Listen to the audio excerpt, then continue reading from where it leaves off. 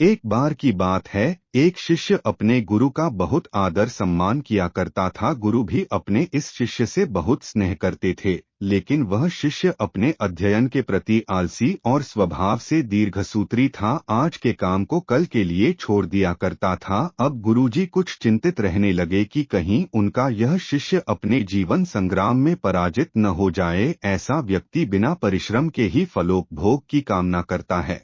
वह शीघ्र निर्णय नहीं ले सकता, और यदि ले भी लेता है तो उसे कार्यान्वित नहीं कर पाता। यहाँ तक कि वह अपने पर्यावरण के प्रति भी सजग नहीं रहता है और न भाग्य द्वारा प्रदत्त सुअवसरों का लाभ उठाने की कला में ही प्रवीण हो पाता है। उन्होंने मन ही मन अपने शिष्य के कल्याण के लिए एक योजना बनाई। एक दिन एक काले पत्थर का एक टुकड़ा उसके हाथ में देते हुए गुरु जी ने कहा, मैं तुम्हें यह जादुई पत्थर का टुकड़ा 2 दिन के लिए देकर कहीं दूसरे गांव जा रहा हूं। जिस भी लोहे की वस्तु को तुम इससे स्पर्श करोगे वह स्वर्ण में परिवर्तित हो जाएगी, पर याद रहे कि दूसरे दिन सूर्यास्त के पश्चात मैं इसे तुमसे वापस ले लूंगा। शिष्य इस सुअवसर को पाकर बहुत प्रसन्न हुआ, लेकिन आलसी होने के कारण उसने अपना पहला दिन यह कल्पना करते करते बिता दिया कि जब उसके पास बहुत सारा स्वर्ण होगा, इतने नौकर चाकर होंगे।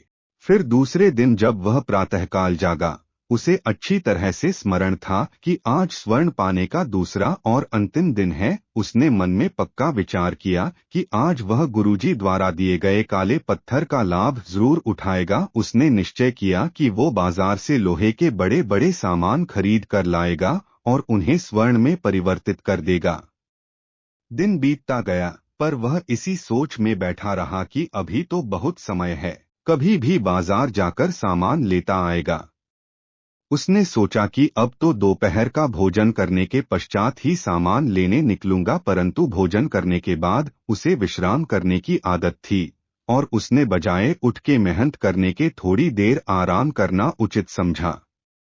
पर आलस्य से परिपूर्ण उसका शरीर नींद की गहराइयों में खो गया और जब वो उठा तो सूर्यास्त होने को था। अब वह जल्दी जल्दी बाजार की तरफ भागने लगा, पर रास्ते में ही उसे गुरुजी मिल गए। उनको देखते ही वह उनके चरणों पर गिरकर उस जादुई पत्थर को एक दिन और अपने पास रखने के लिए याचना करने लगा, लेकिन गुरुजी नहीं माने और उस शिष्य का धनी होने का सपना चूर चूर हो गया। पर इस घटना की वजह से शिष्य को एक बहुत बड़ी सीख मिल गई। उसे अपने आलस्य पर पछतावा होने लगा। वह समझ गया कि आलस्य उसके जीवन के लिए अभिशाप है और उसने प्रण किया कि अब वो कभी भी काम से जी नहीं चुराएगा और एक कर्मठ, सजग और सक्रिय व्यक्ति बनकर दिखाएगा। दोस्तों, जीवन में हर किसी को एक से बढ़कर एक अवसर मिलते हैं, पर कई लोग इन्हें बस अपने आलस्य के कारण गंवा देते हैं।